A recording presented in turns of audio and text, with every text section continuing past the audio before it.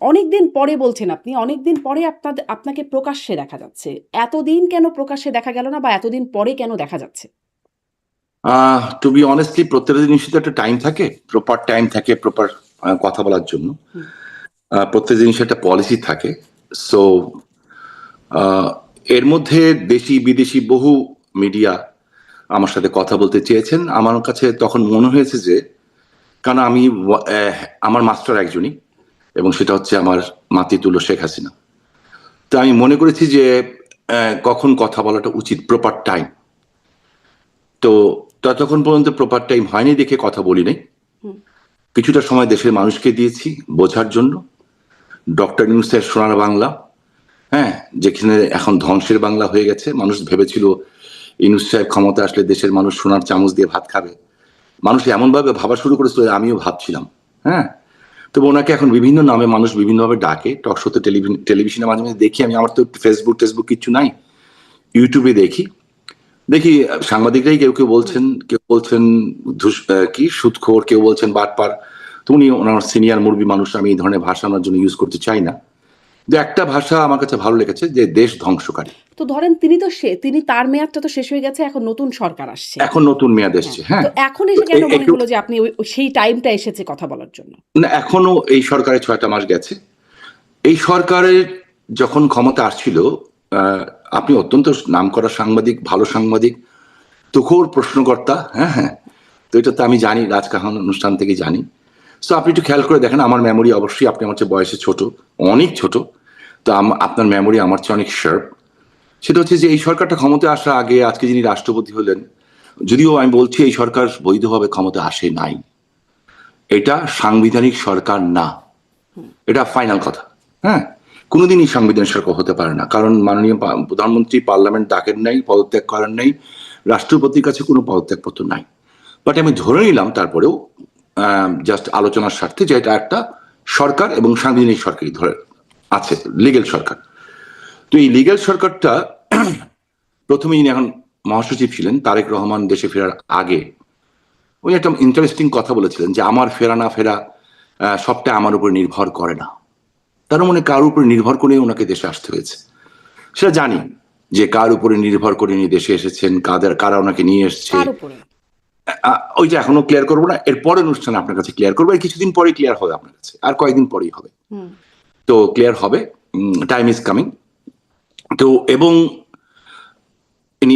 পরে যখন উনি আসলেন, তার আগেই যখন নির্বাচন শুরু হলো, আমি ওনাকে সম্মান করি ব্যক্তিগতভাবে। আজকে যিনি রাষ্ট্রপতি হয়েছেন, মির্জা ফখরুল সাহেব, আমি ব্যক্তিগতভাবে ওনাকে পছন্দ করি ওনার কথাবার্তার জন্য। ঠিক আছে, এটা আমি পছন্দ করি, এটা অস্বীকার করে লাভ নেই। তো ভালো ভালো কথা বলেন। এই ভালো ভালো কথাগুলি যে উনি অন্তর থেকে বলেন, আমি ভাবছিলাম আগে সত্য এটাই। বাট উনি নির্বাচনের আগে বললেন যে আওয়ামী লীগ অফিস খুলে দেওয়া হবে, খুলে দেওয়া হলো। আওয়ামী লীগের মানুষকে ভোট দিতে হবে, দেওয়া হলো। আওয়ামী লীগের লোকদের জন্য দরজা খোলা আছে। তো উনি শুধু একলা না, ওনার দেখা দেখি তখন সবাই বলা শুরু করলো। বিএনপির বড় বড় নেতারা সবাই বলা শুরু করলেন। শুরু করার পরে রয়টার্সের সাথে তারেক রহমান যখন দেশে ফিরলেন, উনি দেশে ফিরে রয়টারের মতো সাংবাদিকদের সাথে বললেন যে জাতির পিতার কন্যা, বাংলা মা, আমি বাংলার মা বলি এখন, শেখ হাসিনা, তো জাতির বাংলাদেশের প্রধানমন্ত্রী, ওনার সন্তানদের ব্যাপারে বললেন, সাজিবাদের জয় এবং সাইমা পুতুল, ওদের ব্যাপারে বললেন যে ওনারা দেশে রাজনীতি করতে আসতে পারেন, ব্লা ব্লা ব্লা ব্লা ব্লা, অনেক কিছু বললেন। বাট ওকে ফাইন, এই জন্য আমাদের উচিত যে ওনাকে টাইম দেওয়া, যে অ্যাকচুয়ালি আপনার চরিত্রটা মুখস্থ উন্মোচন করার জন্য, যে আপনি কি নাটক করছেন। 21শে আগস্টের ঘটনা যারা ঘটিয়েছে, তারা এত উদার কেমন করে হলো এত তাড়াতাড়ি? হ্যাঁ, তো এই জিনিসটা দেখার জন্য একটু সময় দরকার ছিল। আমরা দেখলাম। আমি আপনাকে ছোট্ট একটা উদাহরণ দিই, ছোট্ট, একেবারে ছোট্ট। বাট এই ছোট্ট উদাহরণটা আমার মনে হয় যে যে কোনো বিবেকমান মানুষের কাছে, সে আওয়ামী লীগ করুক, বিএনপি করুক, জাতীয় পার্টি করুক, কিংবা কোনো পার্টি করুক, কিংবা না করুক, না করা লোক তো বেশি সংখ্যায়, তাদের বিবেকে লাগবে। ধানমন্ডি 32 নম্বরে 15ই আগস্টে দুটো বোন গেল, দুটা মেয়ে গেল, অল্প বয়সে দুটা মেয়ে গেল। কেন? ওরা জাতির পিতার কে রেসপেক্ট জানাতে চায়, ওরা বঙ্গবন্ধুকে সম্মান জানাতে চায়। ওখানে যে ওরা হয়তো ফুল দিতে চায় কিংবা দোয়া করতে চায়, হোয়াট এভার ইস, তাদের সাথে কি আচরণ করা হয়েছে, তাদের কি গায়ে হাত দেওয়া হয়েছে, এটা আপনাদের মাধ্যমে আমিও দেখেছি, সারা দেশবাসী দেখেছে, বিশ্ববাসী দেখেছে। আর একটা ছেলে সরল স্বীকারোক্তি দিল যে আমি ওনাকে ভালোবাসি, এই জন্য এখানে এসেছি ওনাকে শ্রদ্ধা জানানোর জন্য। সেই ছেলেটাকে কিভাবে বেধড়ক ভাবে মারা হলো এটা আপনিও দেখেছেন, আমিও দেখেছি, সবাই দেখেছি। সো এইটুক সময় আমাদের দরকার ছিল মুখোশ উন্মোচন করার। তারপরেও তো যারা দেশকে এইটা করে ফেলবেন, এটা কিন্তু করে ধরেন ফেলবেন, আপনাদের মুখোশ তো তার আগেই তাদের সামনে উন্মোচিত হয়ে গিয়েছিল। মানে তিনি যিনি প্রধানমন্ত্রী তিনি দেশে ফিরতে পারেন নাই। আপনারা এখন যে অবস্থায় আছেন, আপনাদের শাসনামলে তিনিও দেশে ফিরতে পারেন নাই। তার মা তিনিও নির্যাতিত হয়েছেন, জেলখানায় ছিলেন। অনেক বয়স্ক মানুষ, একজন বয়স্ক নারী, অসুস্থ নারী। এই নিয়ে অনেক কথা হয়েছে সেই সময় আপনাদের সাথে। মানে তাকে আপনারা উদার হবেন এটা ভাবলেনই বা কি করে? না, উদার হবে এটা ভালো নয়। এই কারণে আপনাকে আমি দায়িত্ব নিয়ে বলতে চাই একটা কথা, যেটা হচ্ছে বেগম খালেদা জিয়া, মানে আল্লাহ ওনাকে ব্যস্ত নসিব করুক, আপনার অনুষ্ঠানেও কিন্তু যখন ডিবিসিতে আপনি অনুষ্ঠান করতেন, উনি যখন অসুস্থ ছিলেন আমি কিন্তু ওনার জন্য দোয়া চেয়েছি, হ্যাঁ। আমি পার্সোনালি। আমি যা বলি এটা কিন্তু পার্টির স্টেটমেন্ট না, প্রত্যেকটা মানুষের একটা ব্যক্তিগত স্টেটমেন্ট থাকে। আপনি একটা জার্নালিস্ট, এরকম আরো হাজার জার্নালিস্ট আছে, কিন্তু সবাই যে আপনার মতো করে কথা বলবে তা তো না। আপনার একটা আইডিওলজি আছে, আপনার একটা চিন্তা ভাবনা আছে, আপনার একটা চেতনা আছে, আপনার একটা লক্ষ্য আছে। আপনার লক্ষ্য দিয়ে আপনি বিচার করবেন। হ্যাঁ, জনগণও আপনার আমার কথাটাকে ওনাদের মতো করে বিচার করবেন। খালেদা জিয়ার সময় আপনি দেখেন, তার আগে কিন্তু আজকে 21শে আগস্ট এই বিএনপি সরকারই জাতির পিতা কন্যাকে মেরে ফেলার জন্য গ্রেনেড হামলা করেছিল। 24 জন মানুষ মারা গেছিলেন। শেখ হাসিনা বেঁচে গেছিলেন, এটা কেউ বাঁচায় নাই তাকে, আল্লাহ তাকে অলৌকিকভাবে বাঁচিয়েছেন। কাদের সময় হয়েছিল? বিএনপি সময় হয়েছিল। তারপরেও কিন্তু জাতির পিতার কন্যা শেখ হাসিনা যখন ম্যাডাম খালেদা জিয়া অসুস্থ হলেন, তখন উনি কিন্তু তাকে নিয়ে হাসপাতাল থেকে বের করে নিয়ে তাকে বাসায় থাকার সুযোগ করে দিয়েছিলেন। এটাকে বলে আমার মনে হয় সহানুভূতি এবং ভদ্রতা। এবং তার আমলেই কিন্তু তাকে মেরে ফেলার চেষ্টা করা হয়েছিল। বঙ্গবন্ধুর হত্যাকারীদেরকে নিয়ে পার্লামেন্টে বসানো হয়েছিল, বঙ্গবন্ধুর হত্যাকারীদের নিয়ে। তো এইগুলির পরিপ্রেক্ষিতে আর তারেক রহমান সাহেবের কনভিকশন হয়েছিল। এই কনভিকশন তো এফবিআই এসেও সাক্ষ্য দিয়েছে। তো যেহেতু এফবিআই এসেও সাক্ষ্য দিয়েছে এবং কনভিকশন হয়েছে, তো ওই কনভিকশন ফেস করার সাহস ওনার ছিল না। যেটা জাতির পিতার কন্যাকে ক্যাঙ্গারু কোর্ট আজকে ফাঁসি হয়েছে, উনি বলেছেন আমি যাবো তার মধ্যেও। এবং ভেরি ইন্টারেস্টিং, দেখেন মানুষের ভিতরে যখন দুর্বলতা থাকে না থাকে, তখন মানুষ এই সাহস দেখায় যে ফাঁসির অর্ডার দিয়েছে, আমি ফাঁসির কাজটি যাবো, দরকার হলে কি হবে ওইটা আমরা দেখবো সামনে। বাট থিং ইজ দ্যাট যে আওয়ামী লীগ সরকার চলে যাওয়ারও 1 বছর পরেও কিন্তু তারেক জিয়া দেশে ফিরেন নাই। তারেক জিয়া দেশে ফিরেন নাই। এবং যখন কেন ফিরছেন না এই প্রশ্ন যখন ব্যাপকভাবে আলোচিত হচ্ছে, একটা পর্যায়ে যে তিনি বলেছেন যে আমি ফেরাটা আমার উপর নির্ভর করে না, অন্য কারোর উপর নির্ভর করে। তার মানে নিশ্চয়ই বাংলাদেশের কোন মানুষের উপর নির্ভর করে না, বিদেশি রাষ্ট্রের উপর নির্ভর করে। এবং আরো ইন্টারেস্টিং হচ্ছে যে বিএনপির নির্বাচনে আমি শামীম ওসমান, আমি আমারটা আমি দায়িত্ব নিয়ে বলছি, অন্য কোনটা বলবো না। আপনি জানেন যে আমার বাড়িঘর পুড়িয়ে দেওয়া হয়েছে। আমাদের বাড়িঘর পুড়িয়েছে, আমার কোনো আপত্তি নেই। কিন্তু যে বাড়িতে আওয়ামী লীগ তৈরি হয়েছিল, আমার দাদার বাড়ি খান সাহেব ওসমান আলী, যে বাড়িতে আমি একলা তো থাকিনি, ঠিক আছে, আমার 4টা বিধবা চাচি থাকতেন না বাড়িতে। যেদিন 32 নম্বরটা ভেঙে দেওয়া হলো, তারপর দিন ওই বাড়িটাকে যে ভেঙে ফেলা হলো, গুড়িয়ে দেওয়া হলো। আচ্ছা ঠিক আছে, তার আগেই কিন্তু 19শে জুলাই নারায়ণগঞ্জে একটা ঘটনা, আপনি পরে আসবো। তো আমার সমস্ত ট্রান্সপোর্ট বাস সব পুড়িয়ে দিয়েছে। আমরা কিন্তু ক্ষমতায় ছিলাম। এখন এআই দিয়ে বিভিন্ন কথা বলানো হচ্ছে। আমি এত আধুনিক না, এআইটাই বুঝি না খুব একটা। বাট ইটস ভেরি ইন্টারেস্টিং, যখন আমি আমার নেত্রীকে বললাম যে ওটা আমার রিজিক ছিল, আমার পেটের ভাত দিত, আর সাথে আমার আরো বন্ধু বান্ধব ছিল যারা এটার পার্টনার ছিল, ডিউ টু মি সবটাকে পুড়িয়ে দেওয়া হলো, একদম ছাই করে দেওয়া হলো। কিন্তু ক্ষমতা কবে? 19শে জুলাই। আমি নারায়ণগঞ্জ তখন গেছিলাম। আমি তার আগে 14 তারিখে কিন্তু আমেরিকা থেকে গেছি মাত্র, এবং হাসপাতালে ভর্তি ছিলাম। এবং আপনি জার্নালিস্ট এবং আপনি একটা সচেতন নারী, এবং অবভিয়াসলি আপনি আমি বলবো নারী স্বাধীনতা তো বিশ্বাস করেনি, সকল স্বাধীনতা বিশ্বাস করেন। আমি আপনাকে বলবো কেমন করে, কারণ আপনার সাথে আমার সম্পর্কটা অনেক অন্যরকম। আমি আপনাকে ছোট বোনের মতোই মনে করি, এবং অবশ্যই ছোট বোনের মতো আপনাকে আমি সম্মান করি, আদর করি, ভালোবাসি। কারণ তারপরে বলতে হয় আপনাকে মানুষকে জানানোর জন্য 19শে জুলাই আমি 15 তারিখে আমেরিকাতে গেলাম, 14 তারিখে, 14ই জুলাই 2024। যাওয়ার পরে আমার শরীর এত খারাপ হয়ে গেল, আমার গ্যাস্ট্রিক অ্যাটাক হলো, এবং এত সিভিয়ার অ্যাটাক হলো যে আমি যে ভর্তি হলাম কোথায়, এভার কেয়ার হাসপাতালে। আমাকে বিউটোপেন, তারপরে এইটা ওইটা সব দেওয়ার পরে আমাকে প্যাথেডিন চালু করলো। এর মধ্যে খবর এলো আমার কাছে যে 18 জুলাই নারায়ণগঞ্জে একটা, আপনি কিছু মনে করবেন না, আমি আপনার কাছে আগে ক্ষমা চেয়ে নিচ্ছি হাত জোর করে, হ্যাঁ। তো একটা মেয়ে, সাংবাদিক, তার বয়স কত, 32-33 বছর হবে, একটা লোকাল পত্রিকার সাংবাদিক। তারা ঢাকা চিটাং হাইওয়ে রোডের পাশে, তখন বিএনপি, জামাত এবং আরো অনেকে, এই অনেকে কে এটা আপনাকে পরে আমি ব্যাখ্যা দিচ্ছি, এরা অবস্থান করছিল। এরা কয়েকটা মেয়ে আর কয়েকটা ছেলে মিলে নিউজ কাভার করতে গেছিল।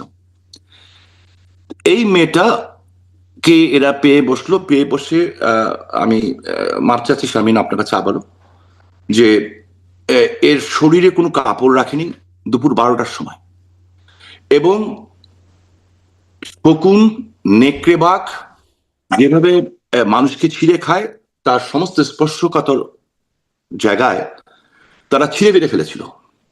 ওইখানে একজন বৃদ্ধ লোক ছিলেন, উনি কোন রকম একটা লুঙ্গি দিয়ে তার শরীরটা পেঁচিয়ে তাকে একটা বেবি ট্যাক্সিতে তুলে দিয়েছেন। তুলে দেওয়ার পর সে নারায়ণগঞ্জে আসে।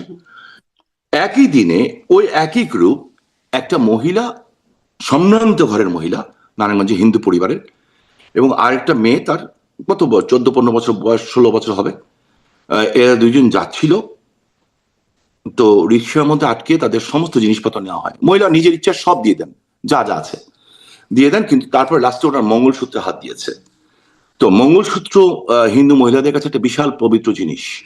উনি বলেছেন, বাবা বাবা এটা না, বাবা এটা না। তার মানে যারা ধরেছে তারা ওনার সন্তানের মতো। তখন ওনার মঙ্গলসূত্র টান দেওয়া হয়েছে, ওনার মঙ্গলসূত্রের সাথে ওনার ব্লাউজও চলে গেছে। তখন ওনার মেয়ে চিৎকার করে উঠেছে, মেয়েরও একই হাল করেছে। ওই ভদ্রমহিলা যখন আমাকে ফোন করলেন, শাহিন ভাই আপনি কোথায়, আপনি আসেন, আপনার মা বোনদের এই অবস্থা। আমি তখন আমার প্যাথিডিন খুলে আমি 19 তারিখে নারায়ণগঞ্জ যাই। যাওয়ার পরে আমার শরীর খুব খারাপ, নারায়ণগঞ্জ ক্লাবে আমি খেতে বসছি। এর মধ্যে কিন্তু তার আগেই Awami League office, Narayanganj club, rifle club এবং বেশ কিছু জায়গায় ওরা হামলা করেছে, ভেঙে টেঙে দিয়েছে।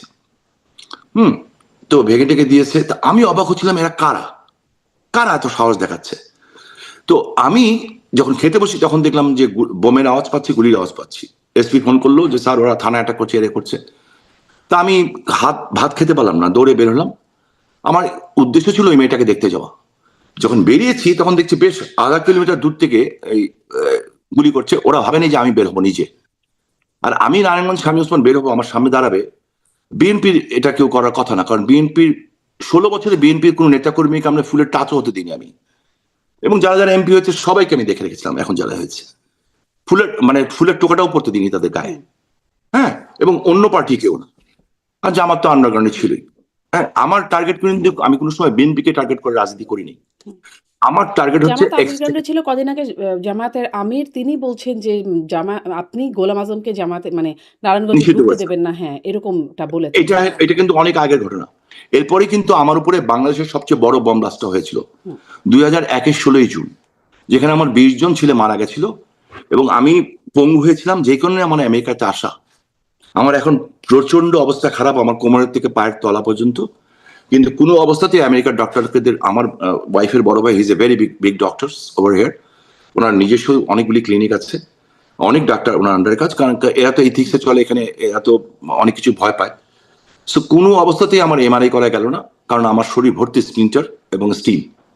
তো করলো না। যাই হোক, জি শামীম ওসমান, সেটা আপনার করেছে। সুস্থতা কামনা করি। কিন্তু প্রশ্নটা ওখান থেকে আসে যে ওই যে দেশে ফেরার কথা, তারেক রহমানের দেশে ফেরার কথা আপনি বলছিলেন যে তার নিজের উপর নির্ভর করছে না ফ্রেমটা, হ্যাঁ এটা ঠিক আছে। তো জি, মানে বিদেশি কোনো মানে কোনো ব্যক্তি বা কোনো সংস্থা বা কোনো দেশের উপরে কিছুর উপর নির্ভরশীল, আপনার কথা থেকে আমি বুঝতে পারছিলাম যেটা। কিন্তু আপনাদের ফেরাটা আসলে কিসের উপর নির্ভরশীল, আমি সেটা নিয়ে কথা বলতে চাই। কারণ আপনারা দেশে ফিরবেন ডিসেম্বরে, আপনি প্রকাশ্যে এসেই ডিসেম্বরে ফিরবেন সেই কথা আপনিও বলছেন, বা নেতৃত্ব আরো আগে থেকেই বলছেন যে ডিসেম্বরে ফিরবেন। কিন্তু কিভাবে ফিরবেন সেটি জানা যাচ্ছে না। ধরেন আরো যদি সুস্পষ্টভাবে জানতে চাই যে ধরেন আপনারা কি প্লেনের টিকিট কেটে এয়ারপোর্ট দিয়ে ঢুকে যাবেন, এরকম এত সিম্পল? সেক্ষেত্রে তো শেখ হাসিনার অ্যাক্টিভ কোনো পাসপোর্টও নাই, ট্রাভেল ডকুমেন্ট নিতেও সরকারের সাথে একটা প্রক্রিয়া যেতে হবে, সেরকম নাকি সীমান্ত ওই যে শেখ হাসিনা একটা ফোন আলাপে শোনা গিয়েছিল যে চট করে ঢুকে পড়বেন, কাছাকাছি আছে সীমান্ত দিয়ে আপনারা এক নাগারে ঢুকে পড়বেন, আসলে কিভাবে ঢুকবেন? একটা তো প্রক্রিয়া লাগবে। হ্যাঁ, আমি এটা শেষ করে দিচ্ছি, তার আগে আমি ওই জায়গাটা শেষ করে দিই। হ্যাঁ, তখন আপনাকে এটা জানা দরকার, জানা দরকার এই কারণে আপনাদের আমি কালকে নাও থাকতে পারি, আমাকে আল্লাহ নিয়েও যেতে পারেন, তাই না? মানুষের একটা জিনিসই পার্মানেন্ট, যে উই হ্যাভ টু গো। এবং কোন জিনিসই সবকিছু মানে টেম্পোরারি, আমাদের লাইফটা কিন্তু সবচেয়ে বড় টেম্পোরারি। শেষ সেই দিন যখন এই ঘটনাটা ঘটলো, আমি পরে জানতে পারলাম যে আমাদের সাথে সংঘর্ষ হচ্ছে কে। আমি বিএনপি ছেলেপেলে দেখেছি, হাত দেখিয়েছি, সরে গেছে ওরা। হেফাজতকে হাত দেখিয়েছি, সরে গেছে ওরা। আমি তো তার এরা কারা, এদের কথাও বুঝতে পারছি না, ভাষাও বুঝতে পারছি না। পরে 3 মাস পরে দেখলাম নারায়ণগঞ্জ থেকে রোহিঙ্গাদের গেরিলা বাহিনীর চিফ আরসা প্রধান গ্রেপ্তার হচ্ছে। আজকে আমাদের লোকজনকে ব্যাপকভাবে অ্যারেস্ট করা হচ্ছে। আমি স্বরাষ্ট্রমন্ত্রী মহোদয়কে কালকেও একটা টক ইয়ের মাধ্যমে বললাম, যে সচিবালয়ে আপনি বসেন, আপনাকে আমি দায়িত্ব নিয়ে বলছি শারমিন, যেই সচিবালয়ে উনি বসেন তার থেকে পূর্বাঞ্চলের দিকে যেতে ঢাকা চিরাং হাইওয়ে রোডে স্টিল নাও গতকাল রাত পর্যন্ত 2টো মহিলা মাদ্রাসা এবং আরেকটা 2টো মাদ্রাসায় অস্ত্রের ট্রেনিং চলছে। ঢাকা শহরে হেভি আর্মস সহ, মানে হেভি বলতে হেভি, হালকা পাত্র অস্ত্র না, 14,000 আল কায়দা, লস্কর-এ তৈয়বা এবং আরসা এরা কাজ করছে। ঠিক আছে, সেই কারণেই আমি ওইখান থেকে আসি। সেই কারণেই আমাদের বাড়ি ঘর সব ভেঙে দেওয়ার পরেও আদর্শিক কারণে আমার নেত্রী একটা বক্তব্য দিয়েছিলেন, হালকা করে আপনি দেখেন, মেমোরাইজ করে দেখবেন, যে স্বাধীনতা বিরোধী শক্তি যাতে ক্ষমতা আসতে না পারে। এই বক্তব্যতে আমাদের জন্য ইশারাই কাফি। উনি কি বলতে চান ওনার চোখের ইশারা আমরা বুঝি, যারা আমরা অনেক ছোট থেকে ওনাকে দেখেছি, আমাদের কাছে যিনি মার মতো। সো মার ভাষা যেমন মানুষ বুঝে, আমরা বুঝি। আমি আমার নিজের নির্বাচনী এলাকায় আমি কিন্তু বিএনপি ইলেকশন করেছি, এমন দায়িত্ব নিয়ে বলছি, করেছি, ওপেন করেছি। এবং মজার ব্যাপার হচ্ছে, ভোট যে জামাত ইসলাম চুরি করবে বাংলাদেশে প্রথম কিন্তু আমার এলাকার থেকে আবিষ্কার হয়েছে। কারণ যেদিন নির্বাচন, সেদিন গোল্ডলাইন ধনকুণ্ডা স্কুলে, নারায়ণগঞ্জ 3 আসনে ধনকুণ্ডা স্কুলে, সেদিন জামাতের আমির বিকাল 5:30টার সময় পুলিশ সহ ঢুকে সিল মারা শুরু করেছিল। খবর বিএনপি পায়নি, আমি পেয়েছি। আমি তাড়াতাড়ি করে বিএনপিকে জানাই এবং ওদের সাংবাদিকদের জানাই। তার পুরস্কার স্বয়ং জামাতের আমির গিয়ে সিল মারা শুরু করলেন? লোকাল জামাতের আমির, ও জি, আচ্ছা আচ্ছা। লোকাল জামাতের আমির। এবং সেখানে কিন্তু আমি জানাই, এই কারণে জানাই বিকজ আমি মনে করেছি স্বাধীনতার বিরুদ্ধে ক্ষমতা না আসুক। কিন্তু রেজাল্টটা কি হলো, আজকে আমাদের কর্মীরা আমাদেরকে গালাগালি করে যে কেন কেন করালেন আমাদেরকে দিয়ে এই কাজটা। হাজার হাজার নেতাকর্মী বাড়িতে থাকতে পারছে না, 25 লাখ নেতাকর্মীর নামে মামলা, প্রত্যেকটা দিন আমাদের কোনো না কোনো বাসায় হামলা হচ্ছে। তাহলে কি আপনারা প্রতারিত হয়েছেন? অফকোর্স। আচ্ছা, কিন্তু আপনারা তো বলেছিলেন, মানে একদম শীর্ষ পর্যায় থেকে শুনেছিলাম নো ভোট নো ভোট। তাহলে আপনারা যা বললেন তা করলেন না কেন? মানে সাংঘর্ষিক অবস্থায় গেলেন কেন? করলাম না এই কারণে, কারণ আমরা না করলে জামাত চলে আসতো ক্ষমতায়। 95টা সিট, 95 সিট, আমি দায়িত্ব নিয়ে বলে আপনাকে নাম্বার ধরে বলে দিতে পারবো, এই 95 সিট বিএনপি পেয়েছে আওয়ামী লীগের কারণে। জামাতের ক্ষোভটা কিন্তু ওখানে আমাদের উপরে অনেক বেশি, আর এটা আমার কোনো আপত্তি নেই। কিন্তু চালাক না বিএনপি, কি অবস্থা দেশের আজকে, অনেক সুন্দর। আমাকে একদিন ইউটিউবে একজনকে দেখাচ্ছিল, বোধহয় আমার স্ত্রী কিংবা আমার মেয়ে দেখাচ্ছিল, যে একজন মহিলা বলছেন 16 বছর ধরে পাঙ্গাস মাছ খায়নি আন্দোলন সমস্যা নয়। তো আজকে কি অবস্থা, আজকে দেশে তেল নাই, গ্যাস নাই, বিদ্যুৎ নাই, কাজ নাই, মানুষের, আমার এলাকায় গার্মেন্টস সব একটা পর একটা সব বন্ধ হয়ে যাচ্ছে, মেয়েরা ঘর থেকে বেরোতে সাহস পাচ্ছে না। বিশ্বাস করবেন যে আমার যারা বন্ধু বান্ধব, আমি আজকে আপনার সাথে কথা বলার জন্য, শুধুমাত্র আপনার সাথে কথা বলার জন্য আমি দায়িত্ব নিয়ে কথা বলি, যে আমি ওদেরকে ফোন করেছি, যারা আমার ফ্রেন্ড, ওরা তো আমাকে খোলামেলা বলবে, ছোটবেলা আমরা একসাথে পড়ো, ওদের income middle class, lower middle class বলবো না, এখন হবে লোয়ার মিডল ক্লাস, তখন মিডল ক্লাস ছিল আমাদের সময়, 50 থেকে 60,000 টাকা বাড়ি ভাড়া দেওয়া, মানে বাড়ি ভাড়া দিয়ে থাকে, 2টা করে বাচ্চা আছে কিংবা 3টা বাচ্চা আছে। আনলাম যে এখন কি অবস্থা, আমি দেখলাম ওদের গলা ভারী হয়ে যাচ্ছে। বললো 21 দিন 22 দিন চলতে পারি, তারপর পারি না। দিস ইজ গোয়িং অন বাংলাদেশে। হ্যাঁ, তো মানুষের পেটে খাবার নাই, বেকারত্ব 18 থেকে 46% চলে গেছে, মানে দারিদ্রতা। তো এই জিনিসটা দেশের মানুষের বোঝা দরকার ছিল। মানুষ বুঝছে এবং কিন্তু তার জন্য সরকার তো বলছে যে বিদ্যুৎ নাই, জ্বালানি নাই, সেটা আপনাদের ভুল নীতির কারণে। আওয়ামী লীগ এটা সরকারের বলতে নীতির পারে। এখন কারণে। আমিও বলতে পারি নবাব সিরাজউদ্দৌলা যদি এই কাজ না করতেন তাহলে আমরা পরাধীন না হতাম না। হুম। হ্যাঁ, তো এখন যদি এটা বলতে চায় তাহলে তো আমার কিছু বলার নাই। বাট আমি আপনার মাধ্যমে আমি 98% বাচ্চারা যারা এই আন্দোলনটাতে শরিক হয়েছিল না বুঝে করেছিল। কেন? এই ফেসবুক, টুইটার এই সমস্ত দিয়ে একটা এমন একটা জিনিস তৈরি করা হয়েছিল যেটার পিছনে মিলিয়নস অফ ডলার খরচা হয়েছে, যে বাংলাদেশটাকে একটা ব্যর্থ রাষ্ট্র বানানোর জন্য। কার জন্য শারমিন বাংলাদেশ ব্যর্থ রাষ্ট্র হবে? টার্গেটটা কি? টার্গেটটা হচ্ছে বাংলাদেশের ভূমি। এই ভূমিটা কারা চায়? পাকিস্তানের আইএসআই নেটওয়ার্ক চায়। কেন চায়? তারা এখানে জঙ্গিদের ট্রেন আপ করতে চায়। 1.5 বছর ওই যে এয়ারপোর্টের সামনে যে হোটেলটা ছিল, বারবার ভুলে যায়, রেডিসন ব্লু, ওখানে পাকিস্তানের 6 জন জেনারেল কি করছিল 1.5 বছর এক নাগার ইউনুসের সময়? এরা ট্রেন আপ করেছে 165টা জায়গায়। স্টিল নাও হেভি আর্মস নিয়ে ট্রেনিং চলছে। টার্গেট কি? টার্গেট হচ্ছে ভারত, আপনার এসব পাকিস্তান। তথ্যসূত্র কি? মানে কোথা থেকে আমার আসছে? তো সত্য 100% অথেন্টিক। শুধু একটু ছোট্ট দিয়ে যাচ্ছি, যে জাতিসংঘ আমাদের বিরুদ্ধে 2 দিন আগেও কথা বলছিল, ঠিক আছে, এই যে এই সমস্ত নিয়ে। সেই জাতিসংঘই কিন্তু আমি আমেরিকা থাকা অবস্থায় কিছুদিন আগে বলেছে যে বাংলাদেশের নিরাপত্তা পরিষদ বলেছে বাংলাদেশে আল কায়দা ইজ অ্যাক্টিভ। হুম। আর তো কিছু লাগে না, তথ্য সত্য তারাই বলছে। আমি আমেরিকাতে আজকে আসি না, আমি 90 থেকে আসি এখানে। তো এখানে আমার ছোট ভাইরা যারা আছে, আমার ইয়ে আছে, তারা অনেক বড় বড় হাই প্রোফাইলের তারা কাজ করেন। একদম মেইন স্ট্রিমে কাজ করেন, কিংবা এমন এমন জায়গায় কাজ করেন যারা পৃথিবীর সব খবর রাখেন। তো আমি তাদের সাথে কথা বলেছি, জানতে পেরেছি তারা জানছেন। কিন্তু মার্কিন যুক্তরাষ্ট্র সব ব্যাপারে অ্যালাউ করে, একটা ব্যাপারে তারা অ্যালাউ করতে চায় না, সেটা হচ্ছে এক্সট্রিমিস্ট গ্রুপকে এবং জঙ্গিবাদকে। এরা কিন্তু ইসলাম না, এদের কোনো ধর্ম নাই। এরা ধর্মের নামে ওই যে হলিউডিজমের মতো ঘটনা ঘটায়, যেটা বাংলাদেশে ঘটেছিল। আজকে দেশটাকে ওই জায়গাটা নিয়ে যাওয়ার চেষ্টা করছে। বাংলাদেশ ব্যর্থ হবে, মরবে বাংলাদেশের মানুষ, ঝামেলা করবে ভারতে, আর করবে দিকটা বার্মা। রোহিঙ্গা রোহিঙ্গারা, বার্মা বলে দিচ্ছে রোহিঙ্গা ইজ বেঙ্গলি। আপনি এখন ফেরাবেন কেমন করে? কিভাবে ফেরাবেন? ওখান থেকে আরাকানরা ট্রেনিং নিচ্ছে বাংলাদেশে। আমাদের দেশে না এত বড় শক্তিশালী সেনাবাহিনী আটকাচ্ছে না কেন?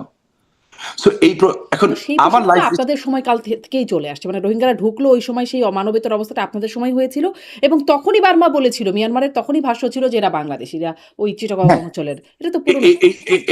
এই জায়গাটাতে আমাদের ভুল ছিল। হ্যাঁ, এই জায়গাগুলি ভুল ছিল। তো সবকিছু মেনে যেটা একটা জায়গায় এসছে, আমার মনে হয় যে আপনি জিজ্ঞেস করছিলেন আমরা ঢুকবো হ্যাঁ, কিভাবে। হ্যাঁ। ঠিক আছে, আপনার প্রশ্নের উত্তর আমি দেই। আমরা যখন ঢুকবো এবং ঢোকার সময় হবে, কোনো টাসপোর্ট দেওয়ার যাদেরকে আপনি অথরিটি মনে করছেন, আমার জানি কেন মনে হয় তারা থাকবেই না। এটা আমার মনে হয় তারা থাকবে না। আপনি বলবেন সরাবে কে? জনগণের চেয়ে বেশি শক্তিশালী কেউ না।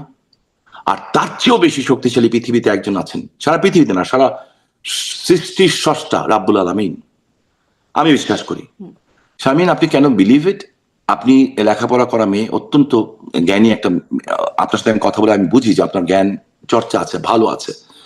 আপনি পৃথিবীর একটা উন্নত দেশে এখন থাকছেন।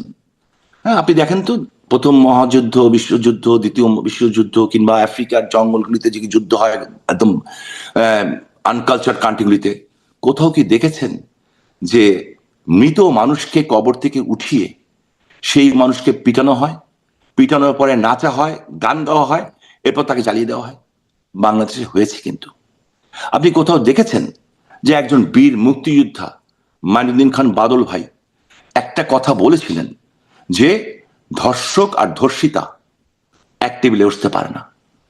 এই একটা কথার কারণে ওদের কত ক্ষোভ আমাদের মুক্তিযুদ্ধের বিরুদ্ধে, যে ওনার কবরটা পুরো খোঁড়া হলো এবং ওই কঙ্কালের উপরে স্পঞ্জের স্যান্ডেল দেওয়া হলো, অনেক জিনিস ময়লা ফেলা হলো এবং ওটাতে আগুন লাগিয়ে দেওয়া হলো। তাহলে বুঝেন, মুক্তিযোদ্ধাদের জুতার মালা দিয়ে গলায় পড়ে ঘুরিয়েছে তো একটা দুটা ব্যাপার না, অহরহ হচ্ছে, অহরহ হচ্ছে। এবং এই জিনিসগুলি যে হয়েছে, এটা ব্যর্থতা কার? আমাদের, আমার। জাতির পিতার কন্যা কিন্তু আমাদেরকে ঠিকই গাইডলাইন দিয়েছিলেন। আমরা কিন্তু এই ম্যাটিকুলাস ডিজাইন, ডক্টর ইউনূসের ম্যাটিকুলাস ডিজাইন থেকে আমাদের বাচ্চাদের রক্ষা করতে পারি নাই। ওদের ভবিষ্যৎ আজকে অনিশ্চিত। 4টা জেনারেশনকে নষ্ট করে দেওয়া হয়েছে। হোসেন জিল্লুর রহমানের ভাষায় যদি বলতে চাই, আজকে দেখেন আপনি ইউনিভার্সিটি টিচারকে মারতে যাচ্ছে, ইউনিভার্সিটি টিচারকে ছাত্ররা মারতে যাচ্ছে। আমি আমার ছোটবেলায় স্কুলে যেটা পড়েছি, ওই টিচারকে দেখলে তো আমি জীবনে এখনো চেয়ারে বসবো না। তাহলে আপনিও বসবেন 4টা জেনারেশনকে আপনারা নষ্ট করে দিলেন। না? এই যে এই আসার পরে, এই যে ছাত্রদের আন্দোলনের নামে কিন্তু মধ্যখান এই দিয়ে ছাত্ররা তো ধরেন হয় আপনাদের আমলে তাদের জন্ম বা তাদের বেড়ে ওঠা, বড় হয়ে ওঠাটা রাইট, সবটাই আপনাদের আমলে হয়েছে, কারণ আপনারা 17 বছর টানা ক্ষমতায় ছিলেন। তো জি তারা জি ধরেন যদি তারা এরকম হয়ে যায়, যদি তারা ডিরেইলড হয়ে যায়, সেটা তো আপনাদের সময় থেকেই তাদের আসলে এই অবস্থা, হঠাৎ করে একদিনে তো হয়ে যায়নি নাকি? না, হ্যাঁ 100% রাইট আপনি। যেই ছেলেগুলি হলিয়াটিজমে ঘটনা ঘটালো, সবগুলি ছেলে প্রচন্ড আধুনিক ছেলে ছিল, এবং এর মধ্যে একটা ছেলের নাম আমি ভুলে গেছি, খুব সুন্দর দেখতে, হ্যান্ডসাম, আর বাপ নাকি নাম ছিল। সে তার 6 মাস আগে ভারতের একটা ডিস্কোতে যে শ্রদ্ধা কাপুরের সাথে নেচে এসেছে। আমি পার্সোনালি জানি সেটা, কারণ ওই গ্রুপের এক সদস্যের সাথে আমার যে কোনো ভাবেই হোক অনেক আগে কথা হয়েছিল। ওর মা, আমি বলবো না, ও আমাকে বলেছিল, মানে ওর মামার মাধ্যমে আমি জানতে পেরেছিলাম। ঠিক আছে, এরা প্রত্যেকেই আধুনিক ঘরের, এরা প্রত্যেকেই রিচ পরিবার থেকে আসা। তাহলে 6 মাসের মধ্যে তাদের ব্রেন ওয়াশ করলো কেমন করে, যে তারা 22টা 23টা 24টা না কত মানুষকে মেরেছিল ওখানে, জবাই করলো, জবাই করে রক্তের উপরে বসে ওখানে রান্না করলো এবং খেলো। আমাদের আমলই হয়েছে কিন্তু, বাট ওরা করতেছে এই কাজটা। এটাকে আমরা প্রোটেক্ট করতে পারছি না, আপনিও পারছেন না, আমিও পারছি না। কেন? ওরা ধর্মটাকে মিথ্যা দিয়ে করেছে, ঠিক যেভাবে 71 সনে মিথ্যা করে আমার মা বোনকে গণিমতের মাল বানানো হয়েছিল, ধর্ষণ করা হয়েছিল, 30 লক্ষ মানুষকে হত্যা করা হয়েছিল। সো একটা অসমাপ্ত যুদ্ধ, ওইটা অসমাপ্ত যুদ্ধ ছিল। আমার মনে হয় ওইটা ফাইনাল পর্যায়ে যাবে, এবং এর বাইরে তাহলে কি কোনো আপনার পথ নাই। ভবিষ্যৎবাণী এরকম যে ফাইনাল পর্যায়ে যাবে এবং তারপরে আপনারা দেশে ফিরবেন? তার আগেই যাব না, যুদ্ধ করবে কে? আচ্ছা। এবং সেখানে আমি বলি, বিএনপি যেটা করছে, বিএনপি একটা ডানপন্থী দল, আগে ডান বামের সংমিশ্রণ ছিল, এখন একটা ডান, বাট বিএনপি কিন্তু চরম উগ্র এক্সট্রিম ডানপন্থী দল না। একে চেক অ্যান্ড ব্যালেন্স করতে যে ওরা যে বিপদটাতে পড়বে, আমাদের চেয়ে অনেক খারাপ অবস্থায় এরা পড়বে। আমরা আমাদের শত্রুকে চিনে নিয়েছি, ওই শত্রুর সাথে কিন্তু আমরা একটা হইলে বসবো না, এবং আমাদের আদর্শিক কারণে কিন্তু আমাদেরকে ভোটটা বন্ধ দেই নেই। এত 98% অত্যাচার বিএনপি লোকেরা করেছে, ওদের হয়ে করুক, গুপ্ত হয়ে আর সুপ্ত হয়েও। যারা নারায়ণগঞ্জে আমার বায়তুল ভবন ভেঙেছে, ইটস ভেরি ইন্টারেস্টিং ব্যাপার, তারা কিন্তু তার আগের দিন আরসা এবং জামাতের সাথে মিটিং করেছে, কিন্তু করে কিন্তু বিএনপি, এখনো করছে। তাই এরা কেউ থাকবে না, টাইমলি সব সরে পড়বে। তো আমাদের যেটা হচ্ছে যে এই যে ম্যাটিকুলাস ডিজাইনটাকে আমরা প্রোটেক্ট করতে পারলাম না অ্যাজ এ পলিটিশিয়ান, এটা আমার ব্যর্থতা। তাহলে ওই যে আপনি বলছিলেন যে এমন পরিস্থিতি হবে যে এই সরকার বা এই পরিস্থিতিই থাকে কিনা, যে পাসপোর্ট বা এগুলো নিয়ে ঢুকতে হবে, তার মানে কি আপনার ভাষ্যটা কি আরেকটু স্পষ্ট করবেন, যে তখন কি আসলে বিএনপি সরকার থেমে গেল যেটি তো। আছে থাকবে না? মানে আপনারা যখন দেশে ফিরবেন তখন পরিস্থিতিটা কি হবে, বা কি পরিস্থিতিতে আপনারা ফিরবেন? দেখেন, এর আগে বিএনপি সরকার যাদেরকে মনে করছে, যাদের ভয়ে তারা আন্তর্জাতিক সিদ্ধান্ত নিতে পারছে না, দেখেন তাদের কাছ থেকে আঘাতপ্রাপ্ত হয়ে যায় কিনা। এরা তো কাউন না, এরা কাউন না, কিন্তু এরা কারুই না। এরা এই দেশটাকে ব্যর্থ রাষ্ট্র বানাতে এসছে। ওদের একটা আশা ছিল ডক্টর ইউনূস প্রেসিডেন্ট হবে, সেটা তো গুড়ে বালি হয়ে গেছে, হয় নাই। সো আমার তো মনে হয় যে এই কারণে বিএনপিকে পে করতে হবে।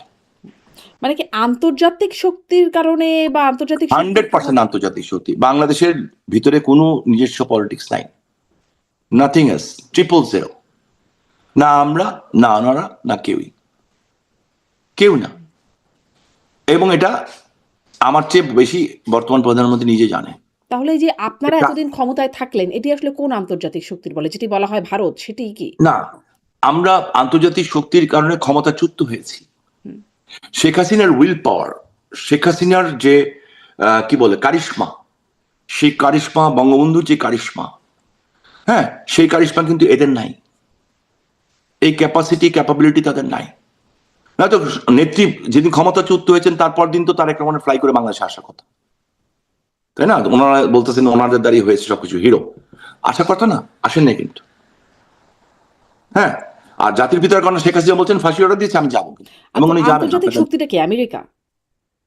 না, আমেরিকা অবশ্য, আমেরিকা তো পৃথিবীর সব জায়গায় ইনভলভ আছে, বাট আমি যতটুকু আমেরিকা এসে যেটা বুঝেছি, আমি ছোট মানুষ, অত বেশি লেভেলে তো আমি চলি না, বাট একেবারে যে চলি না তা না, এইটুকু আমি বুঝি যে আমেরিকা বাংলাদেশে যা ঘটছে এবং যেই পর্যায়ের এক্সট্রিমিস্ট এখন বাংলাদেশে দাঁড়িয়ে গেছে, আমেরিকা এইটাকে সাপোর্ট করে না, এবং মজার ব্যাপারটা চায়নাও করবে না। তার চায়নাও মানে কি এরকম বিলিয়ন্স, বিষয়টা আমি একটু সহজ করে বুঝতে চাই যে যারা আপনাদের ফেললো তারাই তারেক রহমান সরকারকে ফেলবে বলে আপনার প্রেডিকশন? ফেলবে না, ওনাদের সামনে পথ থাকবে দুইটা, হুম। হয় একটা আন্ডারস্ট্যান্ডিং, নালে they have to quit. Understanding কার Wait. সাথে? ওই আন্তর্জাতিক শক্তির সাথে? আন্তর্জাতিক শক্তির সাথে মাধ্যমেই ধরেন, আমাদের সাথেই ধরেন। তার মানে কি আপনারা এখন সেই আন্তর্জাতিক শক্তির সাথে লবিং করছেন, মানে আন্তর্জাতিক শক্তির সাথে লবিং এর ব্যাপার না, লবিং এর ব্যাপার না, ভারত কোনো সময় চাবে না এই এই ঘটনাটা ঘটছে কেন ইন্ডিয়াকে ডিস্টার্ব করার জন্য। আপনি একটা ছোট্ট দেশ কিন্তু, আপনি একটা, উই আর স্মল পিনার্স, আমাদের জনসংখ্যা 18 কোটি, কিন্তু আমাদের দেশ এখন ভঙ্গুর অর্থনীতি। এই ভঙ্গুর অর্থনীতি করা হলো কেন? আপনি যদি সবাই পেট ভরে ভাত খেত, সবার হাতে যদি পকেটে পয়সা থাকতো, সবাই যদি, যেমন আমাদের সময় রিক্সালো 30,000 টাকা মতো মাসে সবার থাকতো, তাহলে কিন্তু আপনি জঙ্গিবাদ পেতেন না সহজে, কারণ সবার কোনো ফুলফিল। সো যখন সবাই ফুলফিল থাকে তখন আপনি গড়ে পাবেন না। এখন আপনি যান বাংলাদেশে, আপনি 100 টাকা দিয়ে মানুষ খুন করে ফেলতে পারবেন। তো কি এখন কেন? ভারত কি এখন এই কারণে ধরেন এই সরকারের সাথে মানে সখ্যতা বাড়ানোর খুব চেষ্টায় উঠে পড়ে গেছে বা ভারতই তো তাদেরকে নিয়ে এসছে। আমি তো বলবো, স্ট্রেইট বলবো যে লন্ডন থেকে এসছেনই তিনি ভারতের মাধ্যমে। হ্যাঁ, উনি লন্ডন থেকে এসছেনই ভারতের মাধ্যমে। আমেরিকা ইনভলভ ছিল। America knows what's going on. America এটা হতে দিবে না। আমেরিকা চাবে না বাংলাদেশে আরেকটা জঙ্গিবাদ এবং আল কায়দা, লস্করে তৈয়বার মতো একটা দেশ ওইখানে হোক। এবং আপনাকে আমি দায়িত্ব নিয়ে বলছি যে যদি এটা হয়, ওই সাবকন্টিনেন্টে না, এই পুরো ওয়ার্ল্ডের মধ্যে সবচেয়ে বড় টেররিস্ট কান্ট্রি হয়ে যাবে আমাদের দেশটা। But we have to fight. তাহলে মানে এই এত কিছু হবে এবং তারপরে আপনারা দেশে চলে আসবেন, মানে আন্তর্জাতিক সমীকরণগুলো এরকম ভাবে আগাবে আপনার ভবিষ্যৎবাণী যেভাবে বলছেন, এবং তারপরে আপনাদের দেশে আসার রাস্তা তৈরি হবে। আমরা তো তাদেরই সন্তান শারমিন, যে আমাদের, আপনি তখন জন্ম হননি, অবশ্যই জন্ম তো হনই নাই, জন্মের কোনো আপনার বাবা মার বিয়ে হয়েছে কিনা সেটাও সন্দেহ আছে। হ্যাঁ, 71 সনে আমি ক্লাস 3-4 পড়তাম। 71 সনে যারা যুদ্ধ করতে গেছিলেন, আমার মনে হয় 90% তখন এক নালা বন্দুক দেখে নেই। লড়াই করেছে কার বিরুদ্ধে? পাকিস্তানের বাহিনীর বিরুদ্ধে। বলা হতো পৃথিবীর মধ্যে অন্যতম ডেঞ্জারাস সোলজার পাক বাহিনী। সেই পাক বাহিনী কিন্তু 90,000 সোলজার, হ্যাঁ, ভারতের ব্যাপক সহযোগিতা ছিল আমাদের পক্ষে।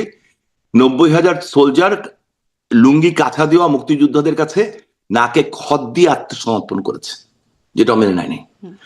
টাইম উইল বি সে, আপনি দেখবেন এই দেশকে ধ্বংস করার জন্য। ডিসেম্বর টাইম কিভাবে ঠিক করলেন? মানে টাইম উইলস এগুলো তো এত, মানে আপনারা ডিসেম্বরের আগে হতে পারে, ডিসেম্বরের আগে হতে পারে, পরেও হতে পারে। আমার তো মনে হয় আগেই হবে। মানে একদম, মানে শেখ হাসিনা তো খুবই সুস্পষ্টভাবে ডিসেম্বরকে বলে দিচ্ছেন যে ডিসেম্বরে। হ্যাঁ, উনি ডিসেম্বর বলছেন। আপা কেন বলছেন এটা তো আমার সাথে শেয়ার করবেন না, আর আমার জানাও দরকার নেই, আর জানলেও আমি আপনাকে বলবো না। বাট এটুকু আমি বলবো, তার আগে হতে পারে, বিকজ এই দেশ তো আমাদেরকে বাঁচাতে হবে। তার আগেও হতে পারে, তারপরে হবে না। ডিসেম্বর আপনাদের ডেডলাইন। এইটা তো এখন পর্যন্ত তাই আছে। আচ্ছা, এখন তাই আছে। আপনি নাহলে কি জবাব দিবেন? আপনার যারা পূর্বপুরুষ, যারা এই দেশের জন্য 30 লক্ষ মানুষ জীবন দিয়ে গেছেন, আপনি কি জবাব দিবেন যদি আজকে কোনো ধর্ষিতা মায়ের মেয়ে এসে বলে যে আপনি তো এত বড় একটা টক শো করছেন, আপনি তো এত বড় নাম করা সাংবাদিক, আচ্ছা এক কাজ করেন, আমার এই স্বাধীনতা দরকার নাই, আমার মার ইজ্জতটা ফেরত দাও। জবাব আছে আপনার কাছে? আমার কাছে নাই তো। আমি এতিম কেন? আমার চোখের সামনে আমার মা বাবা সবাইকে মেরে ফেলেছে তোমার স্বাধীনতার জন্য। এই স্বামী ওসমান, তোমার স্বাধীনতার জন্য আমার বাবা মা ভাই সবাইকে মেরে ফেলেছে।